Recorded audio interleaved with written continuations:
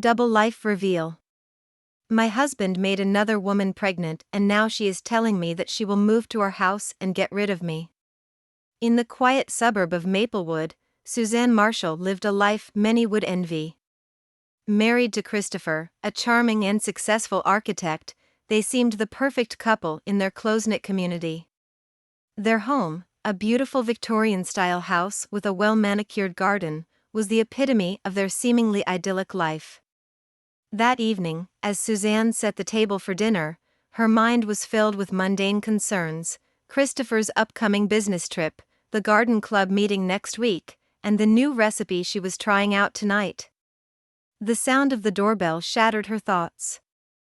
Expecting Christopher, she hurried to the door, a warm smile on her face.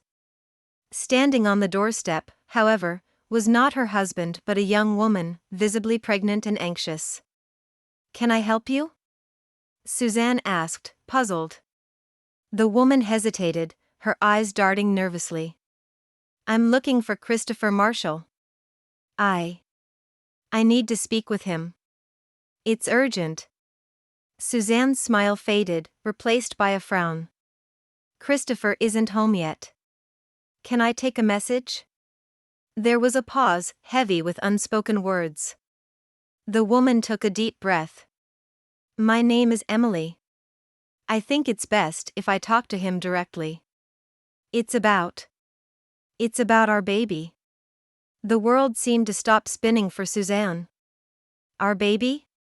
The words echoed in her head, each syllable a hammer blow to her heart. Emily nodded, her eyes filling with tears. "I'm sorry. I didn't know he was married until recently. I had to come." Suzanne felt as if the ground beneath her was crumbling. Her perfect, orderly world was imploding, each piece of the life she knew and cherished falling away. She barely heard Emily's apologies, the explanations, the words that seemed so alien yet so devastatingly clear. "Thank you for telling me," Suzanne managed to say, her voice a hollow whisper. She closed the door gently, her mind racing. The sound of Christopher's car pulling into the driveway moments later was like a distant thunderstorm approaching. As she turned to face the life she thought she knew, a storm of emotions raged within her. Betrayal, confusion, anger, heartbreak, all swirling in a tumultuous sea. The door opened, and Christopher stepped in, unaware that the world as they knew it had just irrevocably changed. The dinner table remained untouched that night, the aroma of Suzanne's carefully prepared meal dissipating into the tense air. Christopher, sensing the unusual silence, looked at Suzanne, his brow furrowed in confusion. "Is everything all right, Suzanne?" She stood motionless, her back to him, her mind a whirlwind of emotions. Finally, turning to face him, her voice trembled as she said, "We had a visitor today, Christopher. A woman named Emily. She's pregnant." Christopher's face paled, his usual composure crumbling. "Emily," he muttered, almost to himself. "Yes, Emily," Suzanne repeated, her eyes searching his. "She said the baby is yours. Is it true, Christopher? Are you the father?" The room felt like it was spinning as Christopher struggled to find words. He stammered, trying to form a denial, but the truth was evident in his hesitation. Suzanne felt a cold wave of realization wash over her. The man she thought she knew, the life they had built together, it was all a facade. Christopher's voice finally broke the silence. "Suzanne, I can explain. It's not what you think." But Suzanne was not interested in excuses. She needed the truth, the whole truth. "Explain," she said firmly, crossing her arms. He began to recount a story Suzanne could scarcely believe. Christopher had met Emily at a conference a year ago. What started as a casual interaction turned into a secret affair. He never intended to leave Suzanne, he insisted. It was a mistake, a lapse in judgment. But why, Christopher? Why her? Why any of this? Suzanne's voice cracked with the weight of her betrayal. "I don't know," Christopher replied, his voice barely a whisper. I was lost, confused. It didn't mean anything.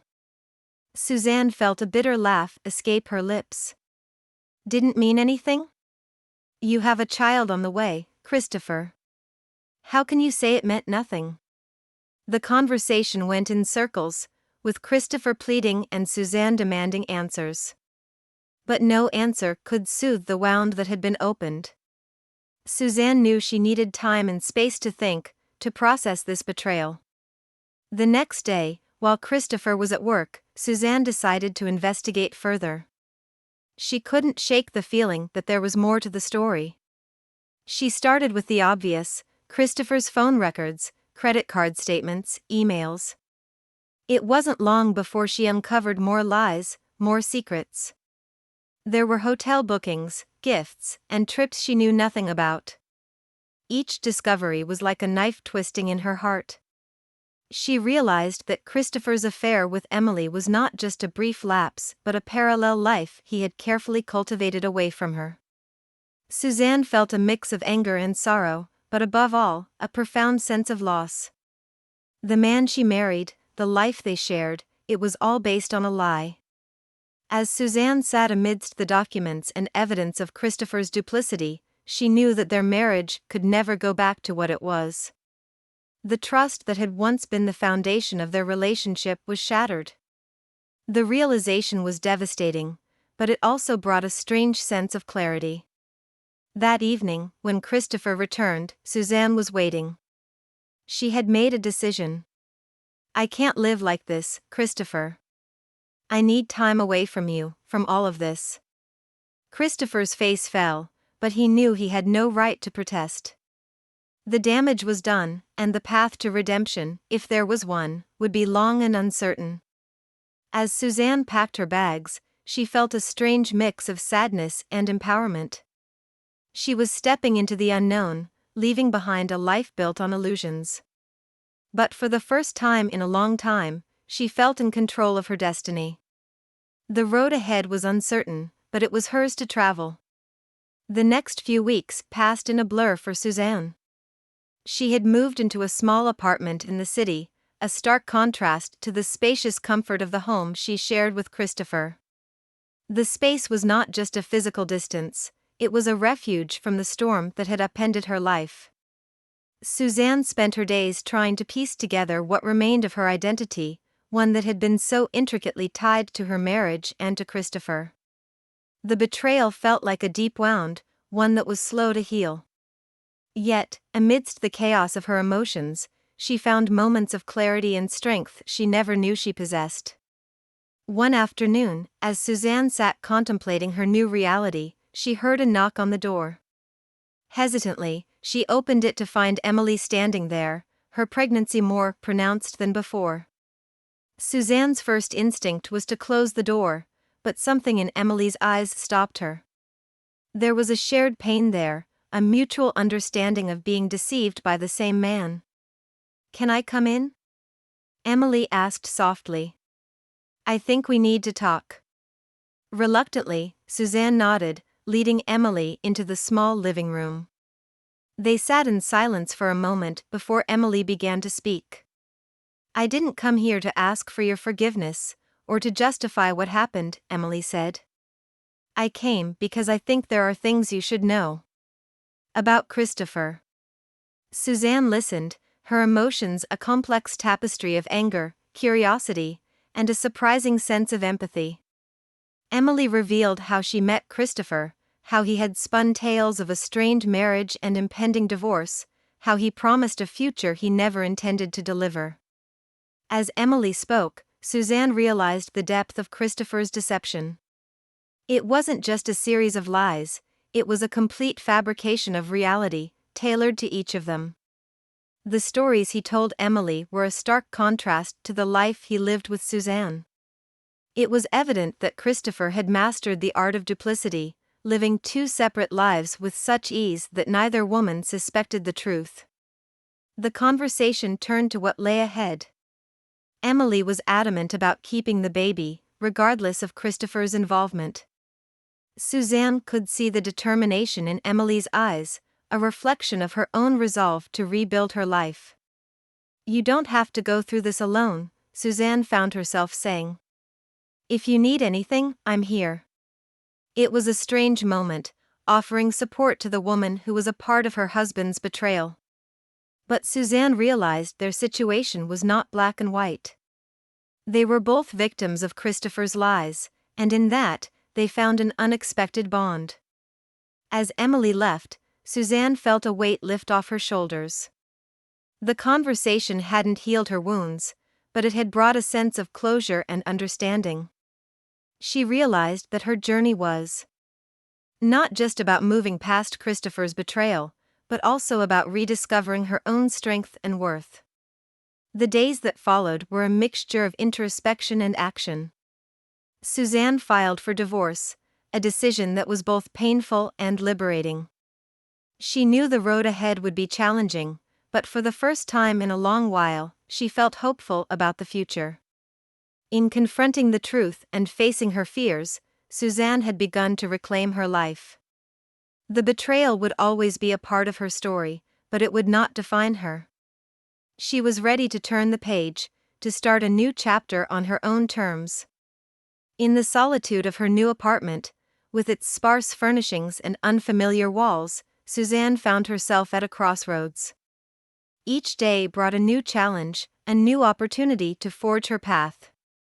The betrayal by Christopher, though deeply wounding, had ignited a spark within her, a desire to rediscover who she was beyond the identity of a wife and partner. As the legal proceedings of the divorce began, Suzanne often found herself reflecting on the years she had spent with Christopher. There were happy memories, moments of genuine love and connection, but they were now tainted by the revelation of his deceit. The process of unraveling their intertwined lives was complex and painful, but it also brought a sense of clarity and empowerment. Suzanne threw herself into her work, finding solace in the routine and the sense of accomplishment it brought. Her job as a graphic designer, which had taken a back seat during her marriage, now became a source of pride and independence. She started taking on more projects, her creativity flourishing as she rebuilt her confidence. The solitude also gave her time to indulge in hobbies she had long neglected. She took up painting again, something she had loved in her younger years but had put aside. The blank canvas became a metaphor for her life, each stroke a step towards healing and self-expression. Meanwhile, Emily, now a regular part of Suzanne's life, was approaching her due date. Suzanne found herself accompanying Emily to doctor's appointments, helping her prepare for the baby's arrival. This unexpected friendship was a balm to Suzanne's wounded heart. In helping Emily, she found a sense of purpose and connection that she hadn't realized she was missing. As the divorce proceedings neared their end, Suzanne faced the reality of letting go of her marital home. It was a place filled with memories, both good and bad, a symbol of a life she had believed in. The decision to let it go, to move on physically as well as emotionally, was a difficult one. In a moment of quiet contemplation, Suzanne walked through the empty rooms of the house for the last time. Each step was a bittersweet reminder of a chapter in her life that was closing. But with each room she left behind, she felt lighter, more ready to embrace the future. Finally, she stood at the threshold, the keys in her hand. It was time to hand them over, to let go of the past. She left the keys for Emily, a gesture of closure and goodwill. The house would be a home for Emily and her child, a new beginning for them, just as Suzanne was embarking on her own new journey. As Suzanne walked away from the house for the last time, she felt a mix of sadness and hope. The road ahead was uncertain, but it was hers to travel. She had faced the deepest betrayal, but in its wake, she found resilience, compassion, and a deeper understanding of herself. The chapter of her life with Christopher was over, but a new one was just beginning. A chapter filled with possibilities, challenges, and the promise of new beginnings. Suzanne stepped into her future with a sense of purpose and a heart open to whatever came next.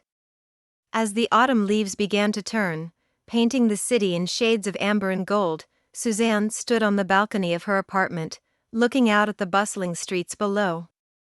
It had been several months since she left her marital home, since she made the decision to start anew. The world, once so familiar, now seemed filled with endless possibilities. The divorce was finalized, a chapter firmly closed, leaving Suzanne with a mixture of relief and melancholy. It was an end to a significant part of her life, but also a liberation from the chains of deception and heartache. Emily had given birth to a baby girl, Lily, a few weeks earlier. Suzanne had been there at the hospital, holding Emily's hand, a witness to the miracle of new life. Seeing Emily with Lily, a wave of emotions washed over Suzanne. There was a pang of sadness for the life she could have had, but also joy for the new life Emily and Lily would build together. Suzanne's friendship with Emily had grown stronger, an unlikely bond forged through shared pain and mutual support. She often helped Emily with Lily, finding a sense of peace and happiness in the child's innocent laughter and bright eyes. In helping to care for Lily, Suzanne rediscovered a part of herself she had forgotten, a nurturing, compassionate side that had been overshadowed by her own struggles. Her own journey of self-discovery was ongoing. Suzanne took up yoga and meditation, practices that helped her find inner balance and peace. She read voraciously, attended workshops, and even started writing a blog about her experiences, connecting with others who had faced similar challenges. Professionally, Suzanne's career was flourishing. She had taken on challenging projects, her designs receiving recognition and acclaim. The independence and success in her work filled her with a sense of pride and fulfillment that was entirely her own. One crisp autumn evening, Suzanne attended a local art exhibition, her paintings displayed among the works of other local artists. As she mingled with guests, discussing her art, she realized how far she had come. The pain of the past was still a part of her, but it no longer defined her. She had emerged stronger, more confident, and more self-assured. As the exhibition came to a close, Suzanne found herself engaged in a deep conversation with a fellow artist, Mark. He was kind, intelligent, and shared her passion for art and creativity. They talked for hours, and as they said their goodbyes, Mark asked if she would like to meet for coffee sometime. Suzanne smiled and agreed, feeling a flutter of excitement at the prospect of new beginnings. Walking home that night, Suzanne felt a profound sense of gratitude. The journey had been difficult, filled with obstacles and heartache, but it had led her to this moment, to a place of healing and hope. As she lay in bed that night, looking out at the city lights, Suzanne realized that life was a tapestry of experiences, each thread woven with its own story. Her story was one of resilience, of finding light in the darkest of times, and of opening her heart to new beginnings. She drifted off to sleep, her heart full of hope for the future. Tomorrow was a new day, a new chapter in the ever-evolving story of her life. And she was ready to embrace it with open arms. Love triangle. My husband decided to go for an open marriage and invited another woman to live with us. What I told him about it. Charlotte sat curled up on the living room sofa, a book forgotten in her lap, as the autumn sun dipped below the horizon. The house, usually filled with the comforting sounds of Mark's presence, felt unusually still. Mark had been increasingly distant, lost in thoughts he didn't share. Tonight, he promised a talk, a serious one, judging by his tone. The clock ticked loudly, marking the seconds until his return. When the front door finally opened, Charlotte's heart skipped a beat. Mark stepped in, his face a complex tapestry of emotions. "Charlotte, we need to talk," he said, his voice barely above a whisper. She nodded, closing her book. "I'm all ears," she said, trying to mask her growing apprehension. Mark took a deep breath. "I've been doing a lot of thinking about us, about our marriage," he began, pacing the room. "I love you, you know that, but I feel like something's missing for me." Charlotte's stomach tightened. "What do you mean?" He stopped, turning to face her. I believe that bringing another person into our relationship could enrich our lives, give us new perspectives, new experiences. Charlotte blinked, struggling to process his words. Another person? You mean, like an open marriage?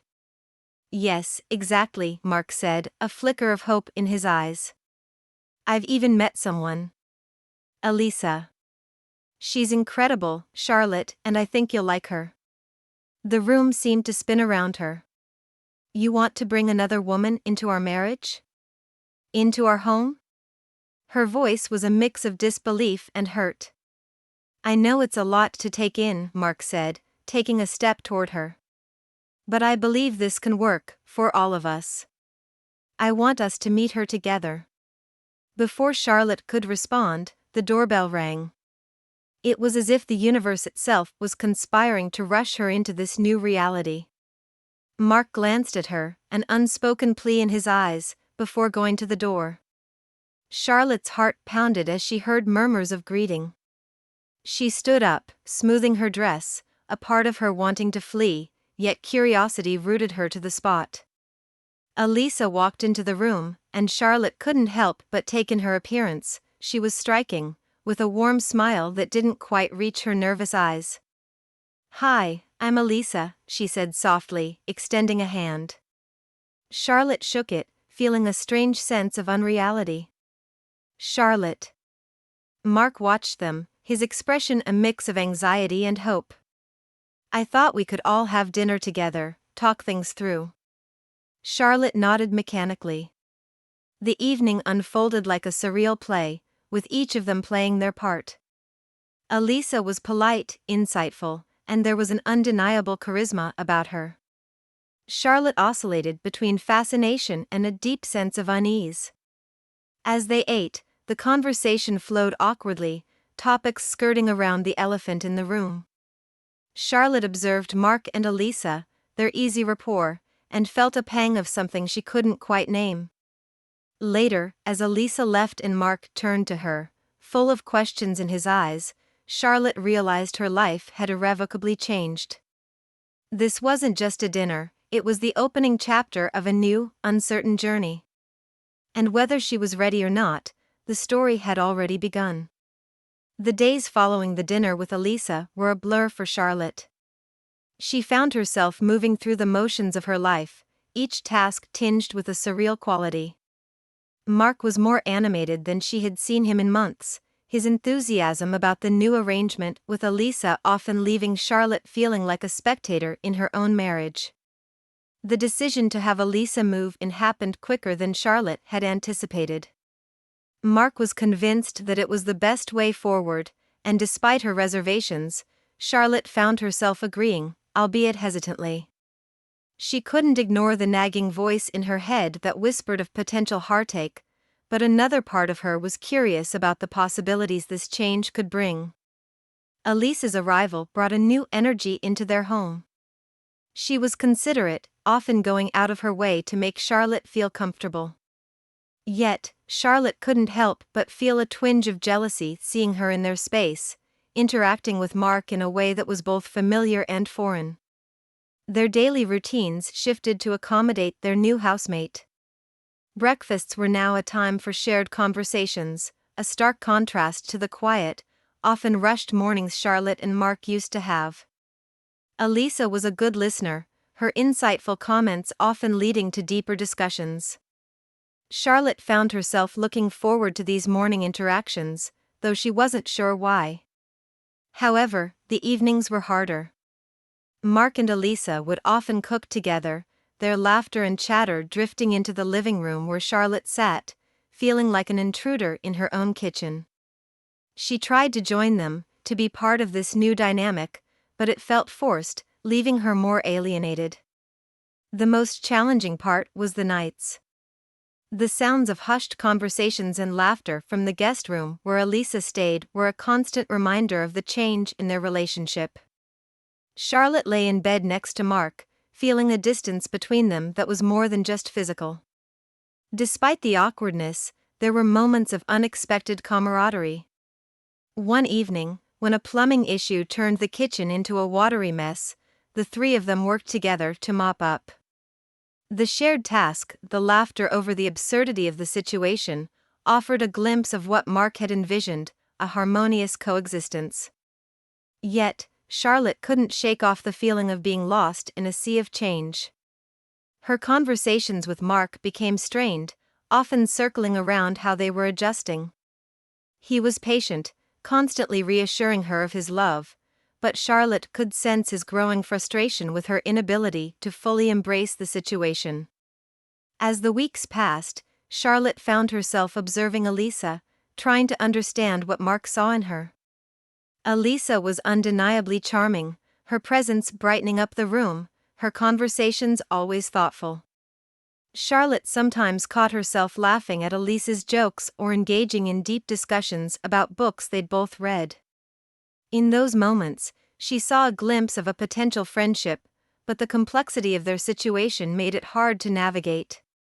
One night, lying awake next to Mark, Charlotte realized that this new reality was not just a test of her marriage, but a test of her own boundaries and beliefs. She knew she couldn't continue living in a state of uncertainty and confusion. It was time to confront her feelings and decide what she truly wanted for her future. The next step was unclear, but she knew she couldn't stay in this limbo forever. As autumn waned into winter, Charlotte found herself at a crossroads. The initial shock of Elisa's presence had dulled into a quiet undercurrent of tension and uncertainty. However, amidst the awkwardness and confusion, an unexpected development began to take shape. It started subtly, with shared cups of coffee in the morning. Elisa, always an early riser, would have a pot brewing when Charlotte stumbled into the kitchen, bleary-eyed.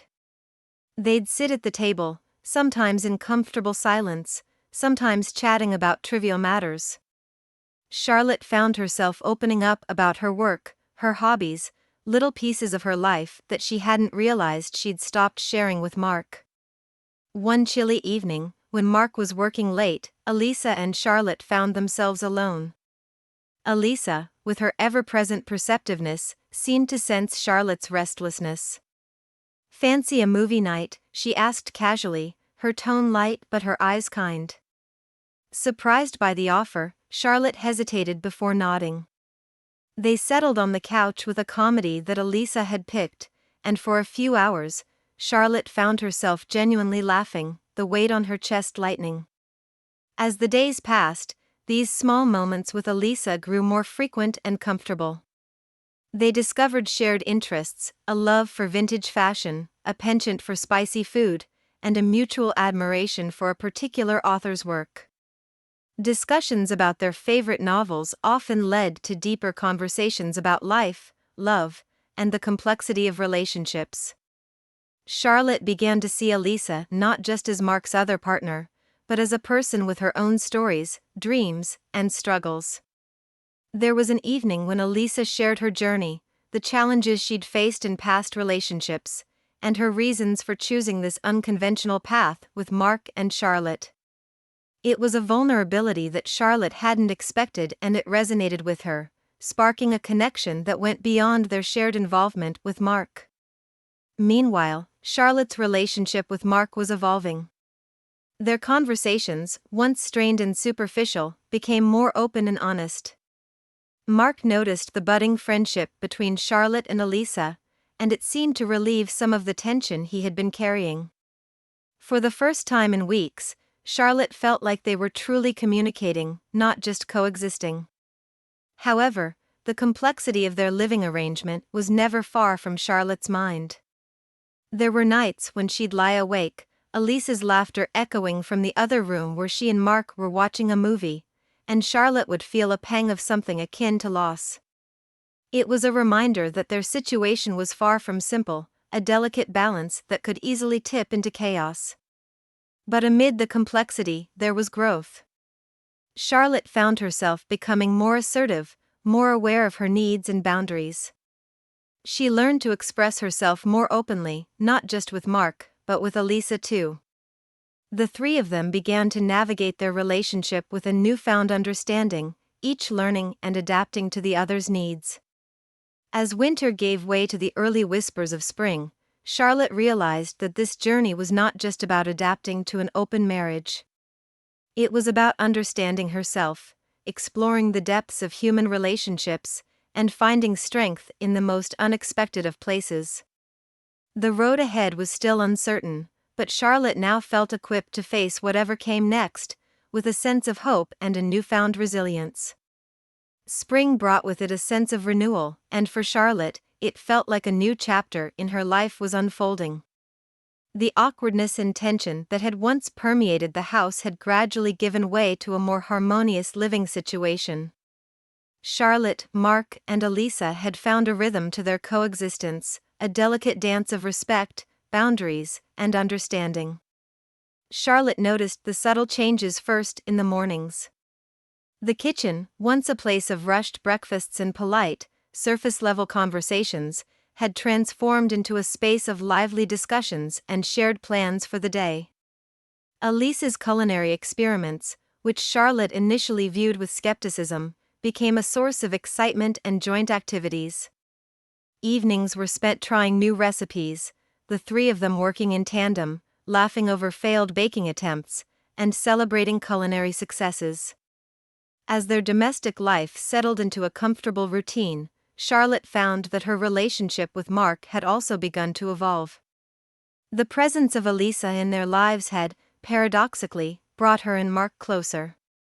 They communicated more openly, discussing their feelings and concerns without the fear and hesitation that had clouded their interactions before. Mark was more attentive, and Charlotte felt heard and valued in ways she hadn't realized she had been missing. But it was her growing friendship with Elisa that surprised Charlotte the most. They had developed a bond that was entirely independent of Mark, rooted in mutual respect and genuine affection. They would often spend hours talking about everything from literature and art to their hopes and fears. Elisa had a way of encouraging Charlotte to express her inner thoughts, leading to moments of profound self-reflection and clarity. One sunny afternoon, while Mark was away on a business trip, Charlotte and Elisa decided to transform the backyard into a garden. Working side by side, digging in the earth, planting seeds, there was a sense of camaraderie and accomplishment. It was during these quiet moments of shared work that Charlotte realized how much Elisa had become a part of her life, not as a rival, but as a friend. There were still challenges, of course. Moments of jealousy and insecurity occasionally surfaced, reminding Charlotte of the unconventional nature of their arrangement. But these were now met with open discussions and reassurances, with each person committed to maintaining the delicate balance of their relationship. The trio began to venture out into the world together, attending social events as a unit. The initial wariness of their friends and acquaintances gradually gave way to acceptance as they witnessed the genuine affection and respect among the three. Charlotte, Mark, and Elisa became known for their unique but harmonious dynamic, a testament to the diversity of love and relationships. As spring turned into summer, Charlotte reflected on the journey they had all undertaken. The decision to embrace an open marriage had not been easy, but it had led to unexpected discoveries about herself, Mark, and the nature of love and relationships. The future was still uncertain, with many more challenges and learning experiences to come, but Charlotte felt a newfound sense of confidence and openness to whatever life had in store. The complexity of their situation had not diminished, but they had found a way to thrive within it, each of them growing and evolving in ways they never could have imagined. As the summer sun cast long shadows across the garden, Charlotte found herself reflecting on the past year.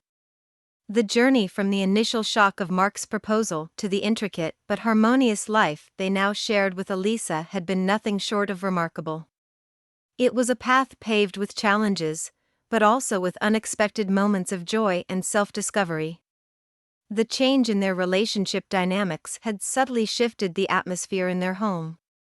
It was no longer just a place where three individuals coexisted, it had become a sanctuary of mutual respect, understanding, and affection.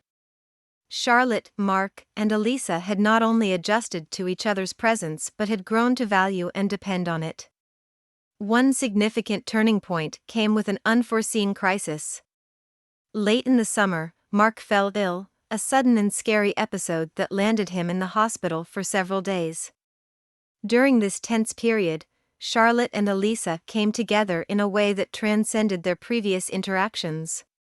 They supported each other, and Mark, through the anxiety and uncertainty, emerging from the experience with a deeper bond and appreciation for their unique family structure.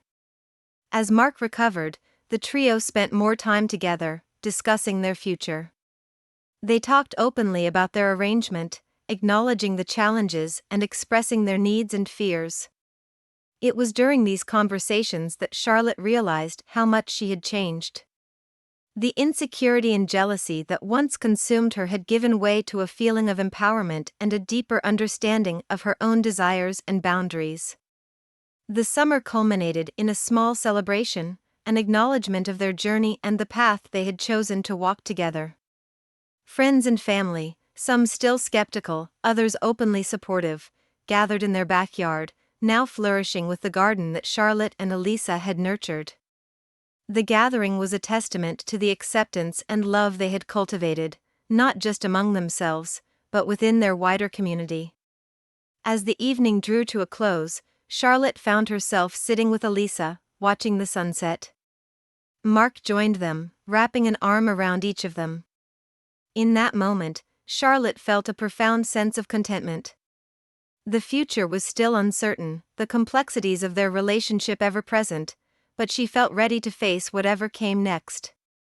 In the quiet of the night, after their guests had left, Charlotte, Mark, and Elisa sat together, talking about their hopes and dreams. They discussed the possibility of expanding their family, of traveling together, of building a life that continued to defy traditional norms but was deeply fulfilling for them. Charlotte realized then that her understanding of love, family, and happiness had been completely redefined. She had learned to find strength in vulnerability, joy in the unexpected, and love in its most diverse forms. The journey had not been easy, but it had been transformative. As the story of Charlotte, Mark, and Elisa continued to unfold, it was clear that their unconventional path was not just about an open marriage. It was a journey of personal growth, of challenging societal norms, and of building a life based on honesty, respect, and unconditional love. The future was a canvas of endless possibilities, and together, they were ready to paint it with the vibrant colors of their unique and extraordinary lives. Husband discovers wife's affair and that she is pregnant with his son's best friend's child. Still reeling from the betrayal, a husband begins to plot his revenge against wife and the young man.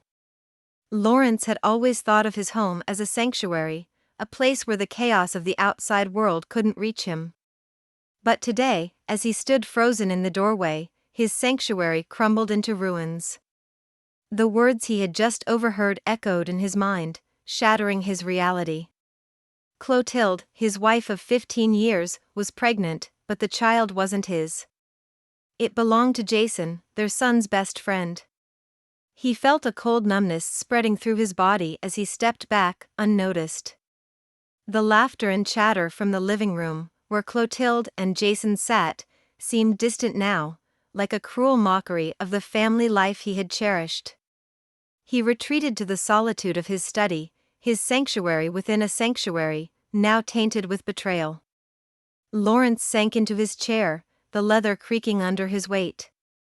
His mind raced, yet time seemed to stand still. He remembered the signs he had foolishly ignored, the secretive phone calls, Clotilde's sudden late-night errands, and the way she had recently avoided his gaze. How could he have been so blind? The walls of the room, once lined with happy family photographs, now felt like silent witnesses to his ignorance.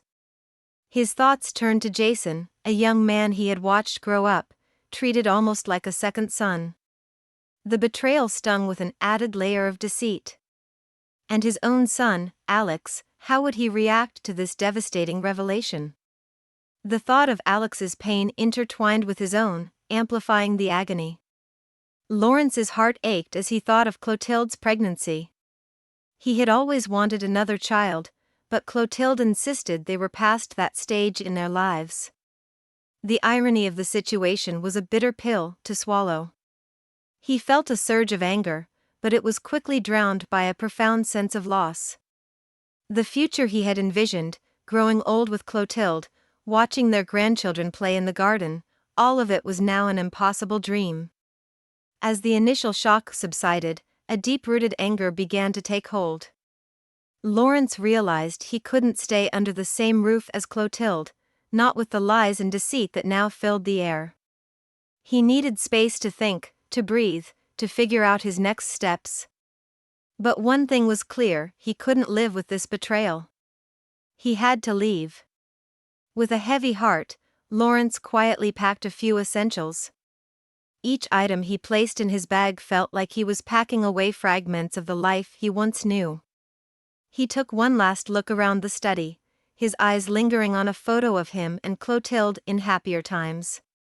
With a sigh, he turned off the light and closed the door behind him. Stepping out into the cool evening air, Lawrence felt a strange sense of liberation mixed with sorrow. The path ahead was uncertain and daunting, but he knew he had to walk it alone. As he drove away from the house, the only home he had known for so many years, a single thought echoed in his mind: everything had changed, and there was no turning back. The night enveloped Lawrence as he drove aimlessly, the city lights blurring past him like fleeting memories. He finally pulled over at an old, familiar park where he and Clotilde had often taken Alex as a child. The empty playground under the moonlight seemed like a ghostly reminder of a life that once was. Sitting on a cold bench, Lawrence's mind raced with turbulent thoughts. He couldn't shake the image of Clotilde, carrying another man's child, a child that should have been his. The betrayal cut deeper than he had ever imagined possible. It was then, in that moment of despair, that the seed of vengeance took root in his heart. He began to plot his revenge against Clotilde and Jason. It had to be meticulous, something that would hit them where it hurt the most. Lawrence knew it was a dark path, but the pain and humiliation he felt demanded retribution. He thought of exposing their affair publicly, ruining their reputations, but that seemed too fleeting, too easy. He wanted them to feel a fraction of the pain he was experiencing. As the night turned into the early hours of the morning, a plan started to form. Lawrence knew about an investment deal Jason was desperately trying to secure to start his own business. Sabotaging this deal would crush Jason's dreams, just as his had been crushed. As for Clotilde, he knew her social standing and her role in the local charity were her pride. Disrupting this would tarnish the image she so carefully maintained. The cold dawn broke as Lawrence returned to his now desolate house. He moved around like a ghost, collecting evidence of the affair: texts, emails, anything that could be used. He felt a strange detachment, as if he was watching someone else take over his life. With each piece of evidence, his resolve strengthened. This wasn't just about revenge, it was about justice, he convinced himself. Over the next few days, Lawrence executed his plan with cold precision. He sent anonymous tips to the investors about Jason's unreliability and immaturity, subtly hinting at his indiscretions. The deal, crucial for Jason's future, began to unravel. Watching from afar, Lawrence felt a bitter satisfaction, but it was short-lived. The void in his heart remained, unfilled by Jason's downfall. Turning his attention to Clotilde, Lawrence began to leak hints of her affair to their social circle, carefully orchestrating it to look like idle gossip. He watched as her friends started to distance themselves, as whispers followed her at events. Clotilde's confusion and distress were evident, even from a distance. But as he watched her world crumble, Lawrence felt no joy. Instead, a profound emptiness began to settle in. With each act of revenge, he expected relief, a sense of justice, but all he felt was a growing void, an unshakable loneliness. In a moment of clarity, Lawrence realized that his quest for vengeance was not easing his pain, but amplifying it. He had hoped to find closure in their suffering, but all he found was a mirror reflecting his own brokenness. The realization hit him hard. Had he lost himself in this vendetta? What had he become? As the chapter closes, Lawrence is left to grapple with the consequences of his actions, questioning whether the path of revenge was ever worth it, and if redemption was still within reach. The days following his calculated strikes against Clotilde and Jason were hollow for Lawrence.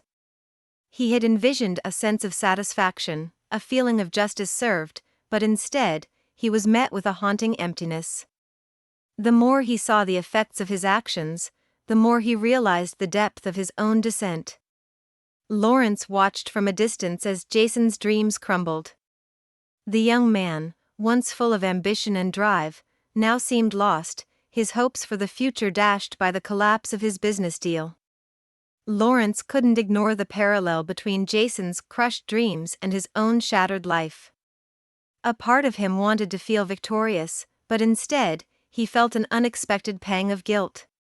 He had intended to punish a traitor, but in doing so, had he lost a part of his humanity? Meanwhile, Clotilde's world was also unraveling. The social circles she once dominated were now closing in on her, their whispers sharp as knives. Lawrence saw the pain in her eyes, the confusion and hurt caused by the betrayal of friends. He had wanted her to feel the sting of betrayal as he had, but witnessing her distress firsthand stirred a conflict within him. The woman he had loved for so many years, the mother of his child, was suffering because of him. Was this really the justice he sought? As Lawrence grappled with these conflicting emotions, his relationship with his son, Alex, took a toll. Alex was caught in the crossfire, torn between his father and mother, and struggling to make sense of the upheaval in his family. Lawrence realized that his actions, driven by anger, were not just punishing Clotilde and Jason, but also hurting the one person he had vowed to always protect. This realization hit Lawrence hard. He had embarked on this path of revenge believing it would heal his wounds, but it had only served to deepen them. His anger, once a driving force, now felt like a heavy chain, dragging him further into despair. The more he reflected on his actions, the more he recognized the futility of his vendetta. Revenge had not brought peace, only more pain. One evening, Lawrence found himself at the same park where he had conceived his plan of vengeance. The playground was empty, the swings moving gently in the breeze. It was here, in this place of childhood innocence, that the weight of his actions truly sank in. He had become someone he didn't recognize, someone consumed by anger and revenge. He had to make a choice, continue down this path or find a way to let go of his anger and move forward. As he sat there, lost in thought, a realization dawned on him. True strength lay not in revenge, but in forgiveness. But could he forgive Clotilde and Jason? Could he forgive himself? The answers were unclear, but for the first time since the betrayal, Lawrence felt a flicker of hope. Perhaps there was a way out of this darkness, a path leading to healing and redemption. The chapter closes with Lawrence making a decision to seek a different resolution. He knew the road ahead would be difficult and the scars of betrayal deep, but he was now determined to find peace, not through vengeance, but through understanding and forgiveness. Lawrence's journey of introspection led him through sleepless nights and long, reflective walks. He was haunted by the memories of what he had done, the lives he had impacted so profoundly. As he wrestled with his conscience, he realized that his quest for vengeance had not only failed to heal his wounds but had deepened them, leaving him more isolated and broken than before.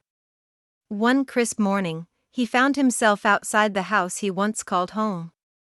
He watched from a distance, observing Clotilde moving slowly, her once vibrant demeanor now replaced by a somber shadow.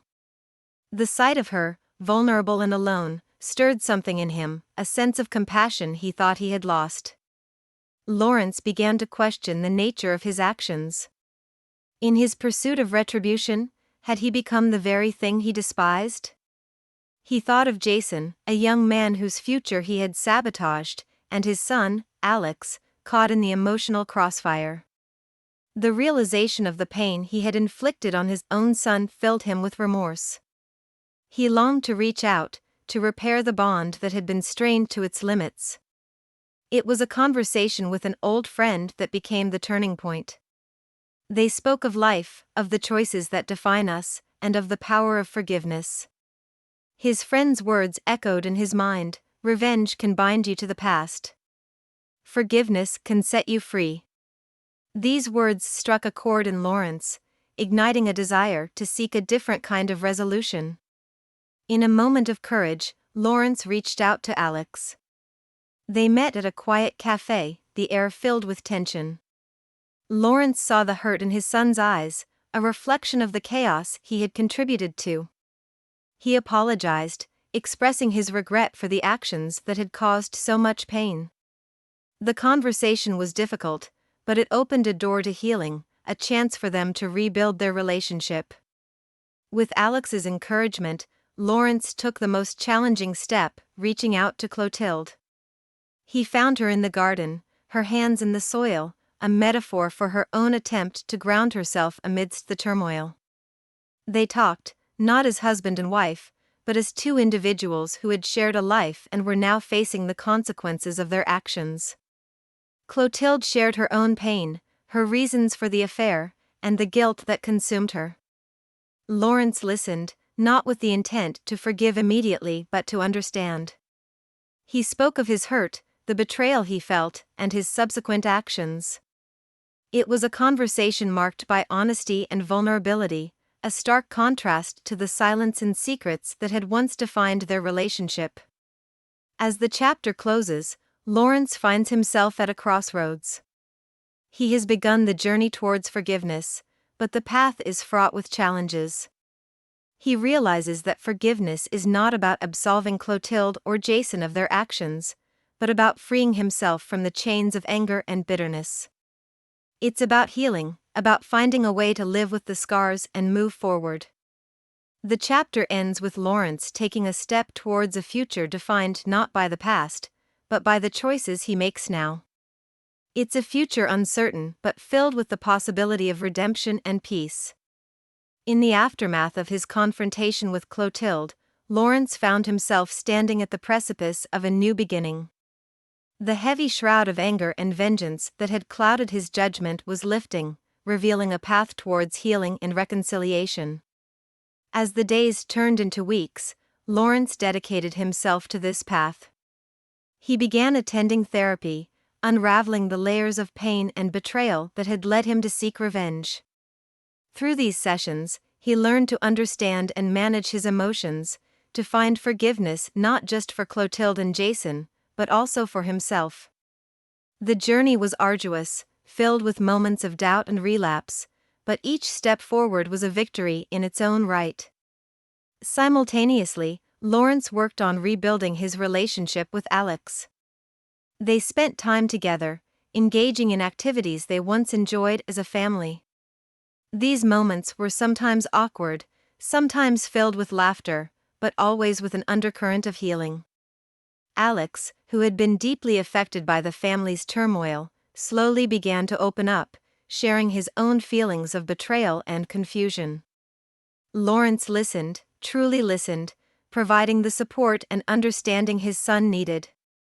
In these sessions of shared vulnerability, Lawrence and Alex found common ground. They spoke about Clotilde, about the complexities of relationships and the impact of their choices. Lawrence was honest about his actions, explaining his motivations and expressing his regret. This honesty brought them closer, bridging the gap that had formed between them. Meanwhile, Clotilde's pregnancy progressed. Despite the pain and complexity of their situation, Lawrence found himself concerned for her well-being. He offered support, not as a husband, but as a co-parent and a friend. This new dynamic was confusing at times, but it allowed them to interact without the pressure of their past relationship. As Clotilde's due date approached, Lawrence faced a critical decision. He chose to be present at the birth, not out of obligation, but out of a sense of closure and a desire to start anew. The experience was emotionally charged, a poignant reminder of the life they had shared and the separate paths they were now on. Post-birth, Lawrence saw Clotilde in a new light. She was no longer just the woman who had betrayed him, but a mother, vulnerable and strong. This perspective shift was a crucial step in his journey towards forgiveness. He began to let go of the bitterness that had consumed him, finding peace in the acceptance of their new reality. The final scenes of the chapter show Lawrence moving forward with his life. He pursued new hobbies, reconnected with old friends, and even considered the possibility of dating again. The scars of the past remained, but they no longer defined him. The story concludes with Lawrence reflecting on his journey. He had traversed through the darkest valleys of betrayal and vengeance, only to find that the real path to peace lay in forgiveness and understanding. The chapter ends with Lawrence at the park where it all began, watching a new generation of children play. The scene symbolizes hope and renewal, a testament to the resilience of the human spirit in the face of adversity. The husband finds out that his wife's suggestion of open marriage with another couple is due to her existing affair with one member of the other couple. He then creates a scheme to expose the affair in a dramatic and public way, leading to a satisfying revelation of the truth. Edouard had always prided himself on understanding his wife, Inès, better than anyone else.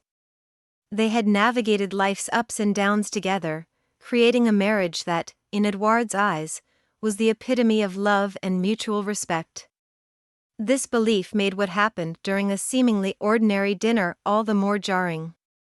It was a Thursday evening, the kind of quiet, uneventful night they often spent enjoying each other's company after a long day. Edouard cooked dinner, one of his specialties, spaghetti carbonara, and they sat down to eat in their cozy dining room, the one with the large window overlooking their well-tended garden. As they ate, Inès seemed unusually pensive.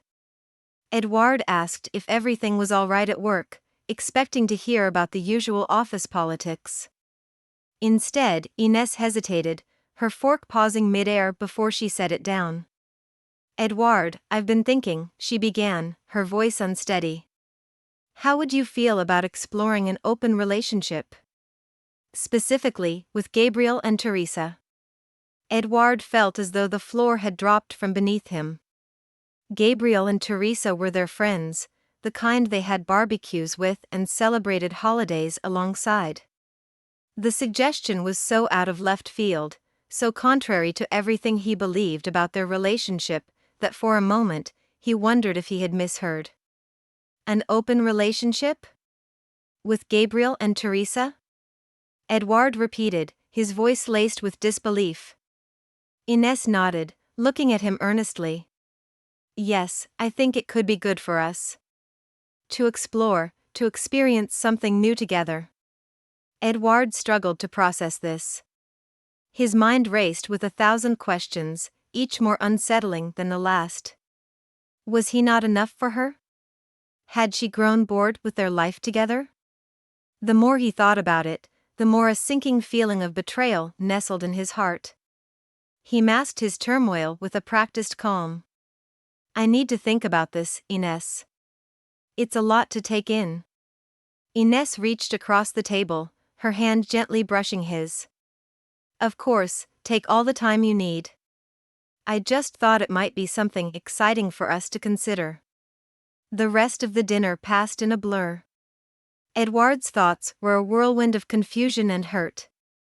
As they cleared the table and said goodnight, a part of him felt distant, as though he were watching the scene from outside himself.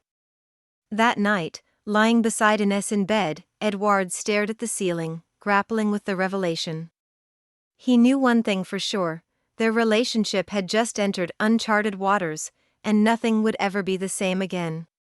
Edouard's mind was a battleground of conflicting emotions as he lay awake, the soft breathing of Inès beside him a stark contrast to the turmoil within.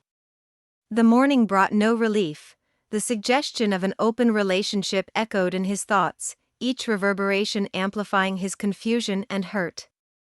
At work, Edouard found it impossible to focus. Images of Ines and their friends Gabriel and Teresa, laughing and enjoying each other's company, now took on a sinister hue. He couldn't shake the feeling that there was something he was missing, a piece of this puzzle that was eluding his grasp. Determined to find clarity, Edouard decided to start paying closer attention to Ines's behavior, to look for any sign that could help him understand. In the following days, he observed subtle changes. Her phone was now always on silent, her evenings often occupied with work emergencies that hadn't existed before. One evening, Edouard decided to follow her. It was something he never thought he would do, something that felt alien to the trust they had built over the years. But this wasn't just about him, it was about their marriage, their future. He needed answers. Edouard trailed her discreetly as she left the house, citing another late meeting. His heart pounded as he followed her car from a safe distance. The route was familiar, but not towards her office. Instead, she headed towards the part of town where Gabriel lived. Parking a block away, Edouard watched as Ines entered Gabriel's house. His hands clenched the steering wheel, the knuckles white with tension. The sight was like a physical blow, confirming his worst fears. He sat there for what felt like hours, lost in a haze of betrayal and disbelief. When Ines finally emerged, Edouard was too stunned to confront her. He watched her drive away, a part of him still hoping there was some innocent explanation. The next day, Edouard called Teresa under the pretext of planning a surprise birthday party for Ines. The conversation was strained, Edouard picking his words carefully, trying to gauge if Teresa was aware of what was happening. Her responses were guarded, her laughter a little too forced. It was clear she was unaware of the situation, and Edouard felt a pang of sympathy for her. Edouard decided he needed concrete evidence before making any accusations. He couldn't shake the image of Ines and Gabriel together, and it fueled his resolve. He started to document Ines's late nights and unexpected absences, compiling a record of her lies. As he gathered evidence, Edouard also began to reconnect with parts of his life that he had neglected. He reached out to old friends, started going to the gym again, and even took up photography, a hobby he had always been interested in but never pursued. These activities became his refuge, a way to build his strength and resolve for what was to come. Meanwhile, the dynamics at home grew increasingly strained. Conversations with Ines were superficial, and Edouard found it harder to mask his inner turmoil. Each day brought him closer to the inevitable confrontation, a moment that would redefine everything they had built together. Edouard knew the day of reckoning was coming, and he braced himself for the storm that was sure to follow. The truth, however painful, was better than living in a lie. And Edouard was determined to face it head-on. As the days turned into weeks, Edouard's initial shock gave way to a cold, calculated resolve. He had gathered enough evidence to confront Ines, but he knew a direct confrontation wouldn't suffice. Edouard wanted to expose the affair in a way that would leave no room for doubt or excuses. He wanted the truth laid bare for all to see, especially for Teresa, who was unwittingly entangled in this deceit. The plan he devised was simple yet dramatic: a dinner party. He would invite Gabriel, Teresa, and a few other close friends under the pretense of celebrating a fictitious promotion at work. It would be the perfect setting to reveal the affair, a public forum that would prevent Ines and Gabriel from twisting the narrative. In the days leading up to the dinner party, Edouard painstakingly prepared every detail. He wanted the evening to appear normal, even festive, before dropping the bombshell. He selected the menu, arranged for exquisite wine, and even practiced his speech, each word carefully chosen for maximum impact. On the night of the dinner party, Edouard felt a strange sense of calm.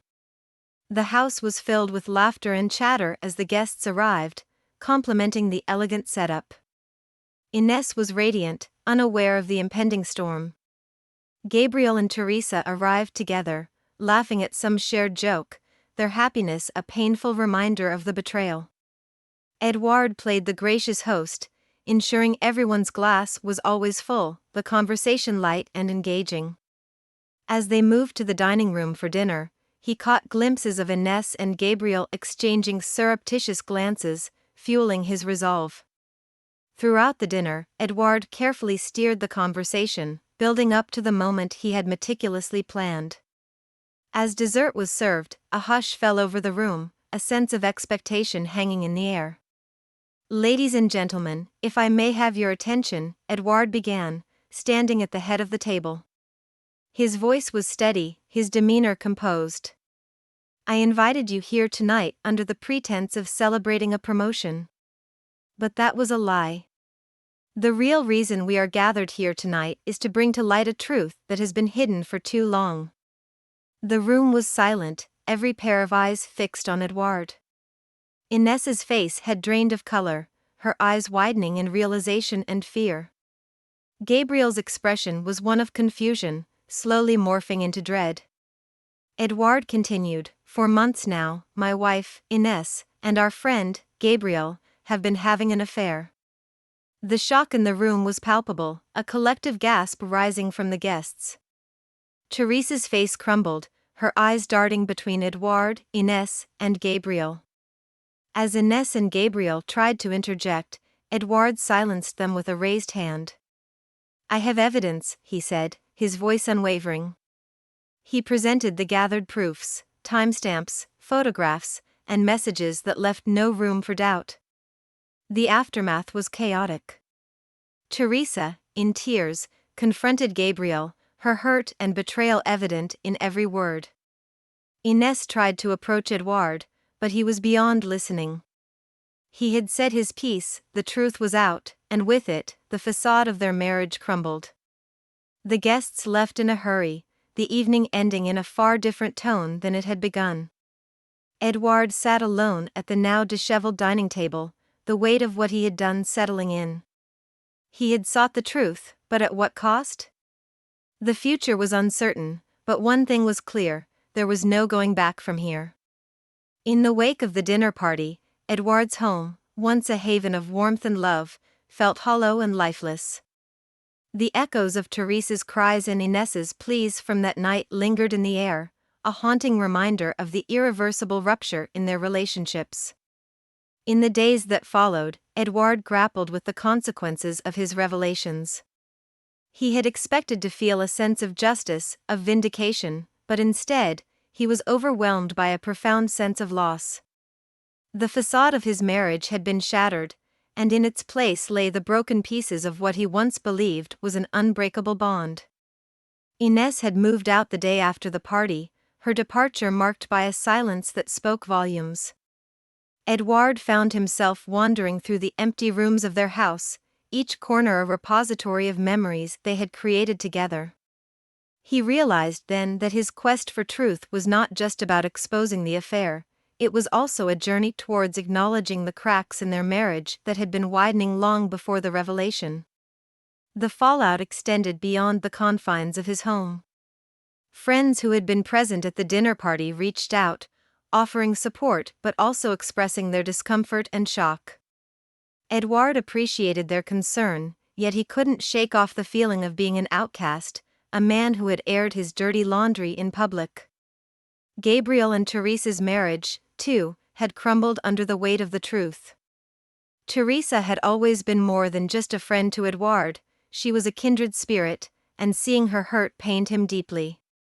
He reached out to her, hoping to offer some solace, but Teresa was understandably distant, engulfed in her own world of pain and betrayal. Amidst this turmoil, Edouard found an unexpected source of solace in his rediscovered passions. Photography, once a dormant interest, became his refuge, a way to express the emotions that words could not capture. He spent hours capturing the world through his lens, finding beauty in the mundane, a stark contrast to the chaos of his personal life. Edouard also began attending therapy, a step he had resisted in the past. The sessions were challenging, often emotionally draining, but they offered him a space to unpack his feelings and the complex dynamics of his marriage. It was during these sessions that Edouard began to understand the role he had played in the disintegration of his relationship with Inès. He had been so focused on her betrayal that he had ignored the distance that had been growing between them for years. The journey towards healing was slow and often painful. Edouard had moments of doubt, times when he questioned whether exposing the affair had been worth the price. But with each passing day, he found strength in his newfound self-awareness and the small joys of life he had previously overlooked. The chapter closes with Edouard organizing his photographs for an exhibition, a tangible representation of his journey. The images, each capturing a moment of clarity or beauty amidst chaos, were a testament to his resilience and his ability to find hope in the aftermath of betrayal. As Edouard looked at the photos, he realized that this was not just an end but a beginning. A start to a new chapter in his life, one where he could be true to himself and open to the possibilities that lay ahead, unencumbered by the shadows of the past. The final chapter in Edouard's journey begins several months after the tumultuous dinner party. Time had brought perspective, and with it, a sense of peace that Edouard hadn't felt in years. The initial pain and chaos had given way to a period of introspection and growth. Edouard's photography exhibition, aptly titled Fragments of Light, was a resounding success. The collection, an array of images capturing moments of beauty amidst despair, was a metaphor for his own journey.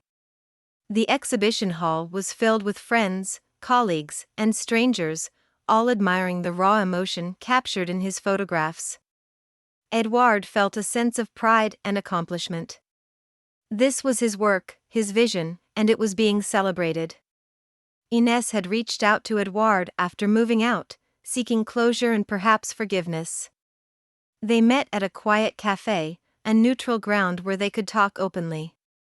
The conversation was difficult, filled with admissions of mistakes and acknowledgments of pain caused. Edouard realized that their marriage had been eroding long before the affair, buried under unspoken resentments and unmet needs. They parted on amicable terms, with an understanding that their paths, once so intertwined, were now diverging. Teresa, too, had found her way through the pain. She and Edouard reconnected, their shared experience forming a bond of understanding and empathy. They supported each other through the healing process, finding comfort in their friendship. Teresa had started her own journey of self-discovery, exploring interests she had put aside during her marriage. Their conversations were often filled with plans for the future, a future that was uncertain but filled with potential. Edouard's relationship with his friends had evolved as well. Some friendships had withstood the strain of the events, while others had faded away.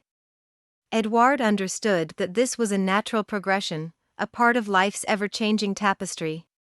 The friends who remained were those who appreciated his authenticity and supported his journey towards self-discovery. As Edouard walked through the exhibition hall, pausing at each photograph, he reflected on the journey that led him here. The pain of betrayal, the shock of revelation, and the subsequent fallout had been a crucible, burning away the illusions and leaving behind a clearer sense of self. He had learned to embrace his vulnerabilities, to seek joy in the simple things, and to appreciate the transient nature of life. Edouard's gaze lingered on a photograph of a sunrise over a serene lake, the light breaking through the morning mist. It was his favorite piece, symbolizing hope and new beginnings. He realized that this was not just the end of a painful chapter in his life, but the start of something new, something beautiful. As the exhibition drew to a close, Edouard felt a sense of contentment. He had come through the storm and emerged stronger, more grounded. He was ready to face whatever the future held, with an open heart and a renewed sense of purpose.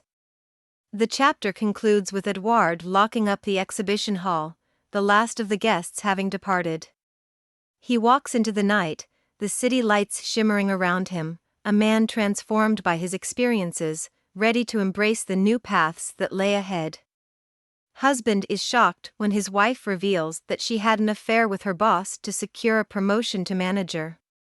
It delves into husband's immediate emotional turmoil, his feelings of betrayal, and his struggle to comprehend the situation. In the quiet of their suburban living room, the air was thick with tension, a stark contrast to the usual warmth that filled the space. Clarissa sat rigidly on the edge of the sofa, her hands clasped tightly in her lap. Across from her, Jordan, her husband of 5 years, perched on the armchair, his expression a mix of confusion and concern. "Jordan, there's something I need to tell you," Clarissa began, her voice barely above a whisper.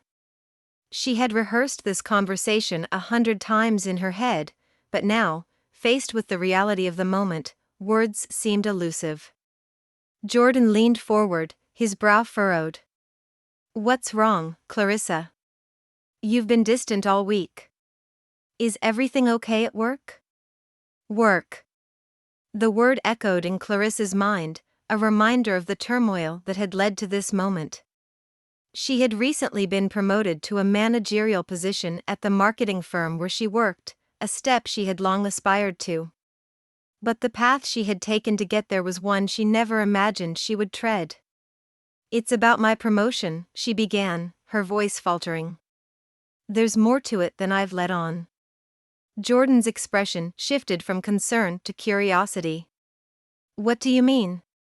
"You earned that position, Clarissa. You worked hard for it." Clarissa shook her head, tears welling in her eyes. The truth was a heavy burden, and with each word, she felt its weight more acutely. "It's not that simple. I made a mistake, Jordan. A terrible mistake." Jordan sat up straighter, his eyes searching hers for an explanation. "Clarissa, you're scaring me. What happened?"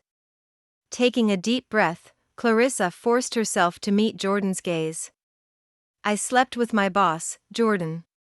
It was the only way I thought I could get the promotion." The room fell into a stunned silence. Jordan recoiled as if the words were a physical blow. His face drained of color, and for a moment, he just stared at her, disbelief etched across his features. "You what?" His voice was a mix of hurt and anger, a stark contrast to the gentle tone he always used with her. Clarissa's tears spilled over, tracing hot paths down her cheeks. "I know how it sounds. I'm so sorry, Jordan. It was the biggest mistake of my life. I felt trapped, under pressure, and I thought that was the only way. But I was wrong. So wrong." Jordan stood up abruptly, pacing the room with a hand running through his hair. "How could you do this, Clarissa? To us? To our marriage?" Clarissa sobbed, her body shaking with the intensity of her regret. "I don't know. I don't know. I just thought it was what I had to do to succeed. But I see now how misguided I was. I've ruined everything." Jordan stopped pacing, his eyes dark with a mixture of emotions. "You didn't just betray me, Clarissa. You betrayed yourself, your values. How do we come back from this?" Clarissa had no answer. The truth was a chasm that had opened up between them, wide and seemingly insurmountable. All she could do was sit there, amidst the ruins of the life they had built together, wondering if there was any way to mend what had been so irrevocably broken. The morning light crept through the blinds, casting long shadows across the room where Jordan had spent a sleepless night on the couch. His mind was a whirlwind of emotions, anger, betrayal, disbelief. The revelation of Clarissa's affair for a promotion hung in the air, heavy and suffocating. Clarissa had retreated to the bedroom, her sobs muffled by the closed door. She was trapped in her own storm of guilt and regret, her mind replaying the conversation with Jordan over and over. She had expected anger, but the deep hurt in his eyes was something she was unprepared for. In the kitchen, Jordan mechanically fixed himself a cup of coffee, his movements sluggish, as if he was moving through water. The house, once filled with the comforting routine of their life together, now felt alien, each room a reminder of a trust broken. He sat at the kitchen table, staring blankly at the wall. The questions circled in his mind like vultures. How long had it been going on? Did she have feelings for her boss? Was the promotion even worth it? But the question that haunted him the most was whether their marriage was a lie. Meanwhile, Clarissa sat on the edge of their bed, her eyes red and swollen from crying. She knew she had to face Jordan, to try to explain, to apologize, even though she knew no words could undo what she had done. Gathering her courage, she left the bedroom and found Jordan in the kitchen.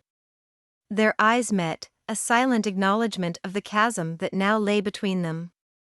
Clarissa took a step forward, her voice barely audible. "Jordan, can we talk?" Jordan looked up, his expression guarded. "What's left to say, Clarissa? I know I've hurt you. I've hurt us. And I'm so sorry," she said, her voice trembling. "I never meant for any of this to happen. It started as just a way to get ahead at work, but I lost myself in the process." Jordan's grip on his coffee cup tightened. "And that justifies it? You lost yourself? What about what we had, what we built together?"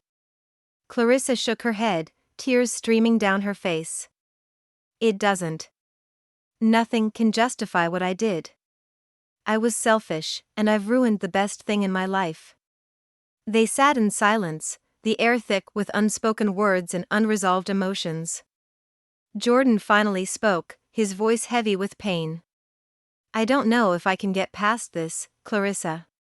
You didn't just cheat on me, you cheated on everything we stood for."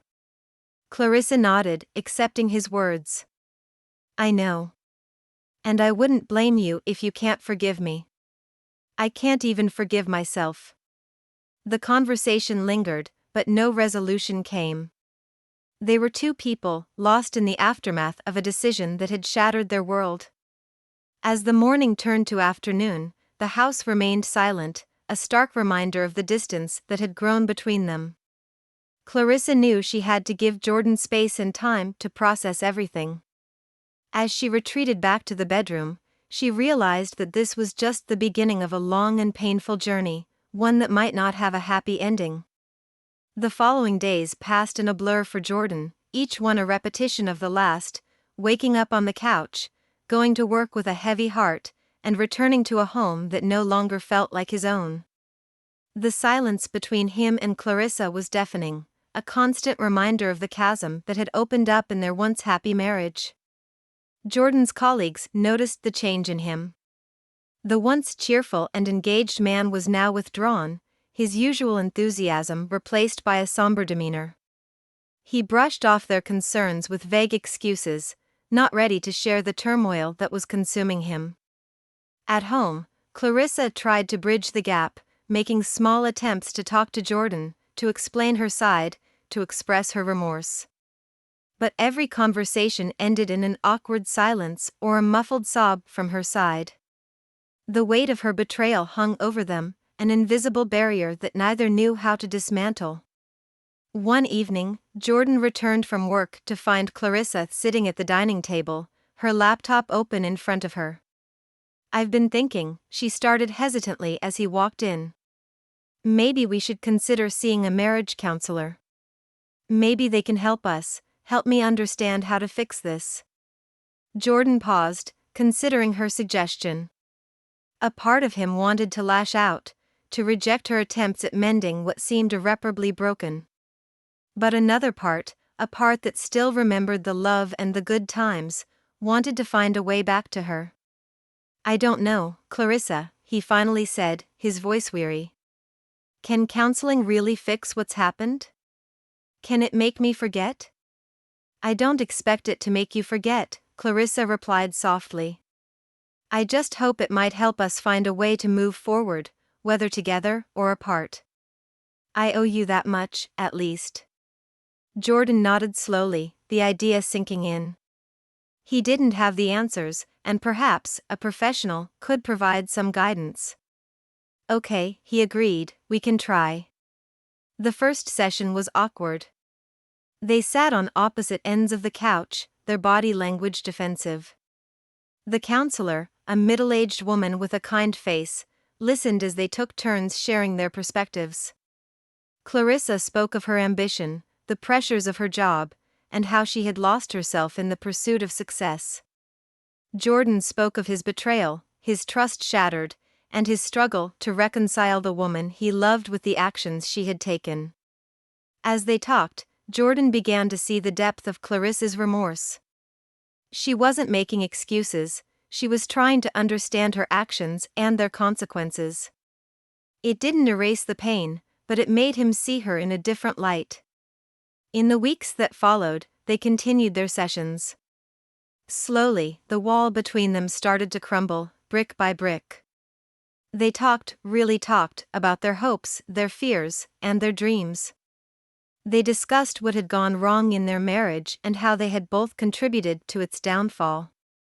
But the question of what came next remained unanswered. Could they rebuild their relationship on a foundation that had been so deeply cracked? Or was it better to part ways, to heal and grow separately? As Jordan lay awake one night, staring at the ceiling, he realized that the answer wasn't going to come easily. It would take time, effort, and a lot of soul-searching. But for the first time since Clarissa's confession, he felt a glimmer of hope, a possibility that, regardless of the outcome, they would both come out of this stronger and wiser. In the weeks that followed, the counseling sessions became a regular part of Jordan and Clarissa's life. Each session peeled back layers of their relationship, exposing both painful truths and forgotten strengths. Jordan began to understand the complex interplay of ambition and vulnerability that had driven Clarissa's actions, while Clarissa confronted the full impact of her betrayal on their marriage. Amidst this emotional excavation, Jordan found himself grappling with a mix of emotions. Anger and hurt still lingered, but they were now tempered with moments of empathy and understanding. He was beginning to see Clarissa not just as the woman who betrayed him, but as a whole person, flawed and struggling. Clarissa, on her part, was doing the deepest soul-searching she had ever done. The sessions forced her to confront uncomfortable truths about herself, her relentless pursuit of success at any cost, her willingness to compromise her values, and the realization that she had lost sight of what truly mattered in her life. One evening, after a particularly intense session, they found themselves sitting in their backyard, a place where they had shared many happy moments in the past. The air was filled with the faint scent of jasmine, and the stars above were like pinpricks in the fabric of the night sky. "I never stopped to think about what I was doing," Clarissa said, her voice barely above a whisper. "I was so caught up in the race, in proving myself, that I didn't see the cost until it was too late." Jordan listened, his gaze fixed on the night sky. "I understand the pressure, the ambition. But I can't understand the choice you made. It feels like our entire life together was just not enough for you." Clarissa turned to him, tears glistening in her eyes. "It was never about our life not being enough. I was the one who wasn't enough. I felt like I had to prove something, not just at work but to myself. But I was so wrong, and I hurt the most important person in my life." They sat in silence for a while, each lost in their own thoughts. The night air was cool, a gentle breeze rustling the leaves around them. It was a moment of calm, a respite from the storm that had engulfed their lives. "Where do we go from here?" Jordan finally asked, his voice tinged with a weariness that came from months of emotional turmoil. "I don't know," Clarissa admitted. "I want to make things right, but I also understand if you can't move past this. I love you, Jordan, and that's why I want what's best for you, even if that means letting you go." Jordan looked at her, a mix of sadness and affection in his eyes. "I don't know if I can move past it either. But I'm willing to try, for both of us. We owe it to ourselves to see where this path leads." As they sat there, under the starlit sky, they both understood that the road ahead would be long and uncertain. But for the first time since the revelation, they felt a sense of togetherness in their journey, a shared commitment to uncovering the future of their relationship, whatever it may hold. The passage of time brought a subtle shift in Jordan and Clarissa's relationship. The raw wounds of betrayal had begun to heal, replaced by a cautious understanding. The counseling sessions, once a battleground for their pain and frustration, now served as a sanctuary where they could unravel their deepest fears and hopes. Jordan found himself caught between the lingering shadows of the past and the faint light of a possible future. He was learning to understand Clarissa's motivations, her struggles, and her profound remorse. Yet, the scar of her betrayal remained, a silent reminder of what had been lost. Clarissa, for her part, was undergoing her transformation. The facade of the ambitious career woman had crumbled, revealing a person who was deeply introspective and earnestly seeking redemption. She understood that the path to forgiveness was not a straight line but a winding road filled with moments of doubt and realization.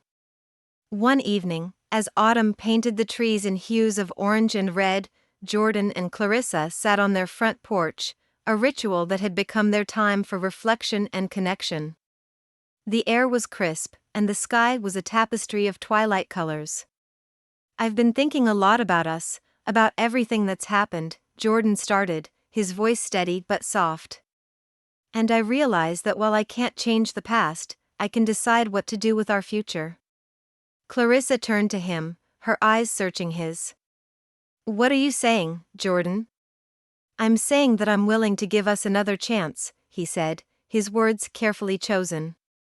"But it can't be the same as before. We need to rebuild, to start anew, with honesty and openness at the core of our relationship." Tears welled up in Clarissa's eyes, a mixture of relief and gratitude.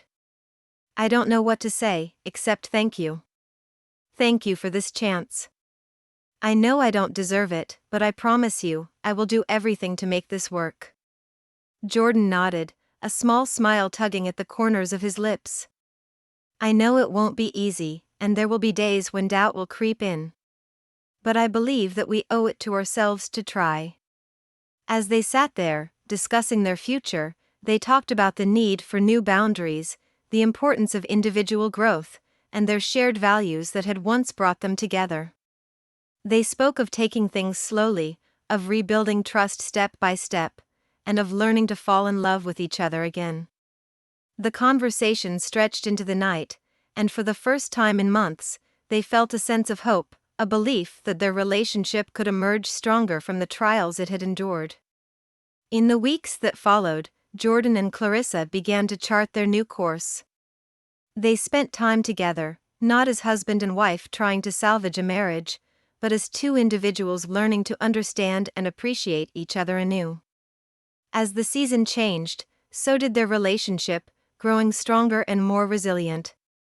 They learned to celebrate small victories, a shared laugh, a candid conversation, a quiet evening spent in each other's company. The journey was far from over, but as they stood together, hand in hand, facing the uncertain future, they knew they had found a new horizon, one where forgiveness and love could bloom once more.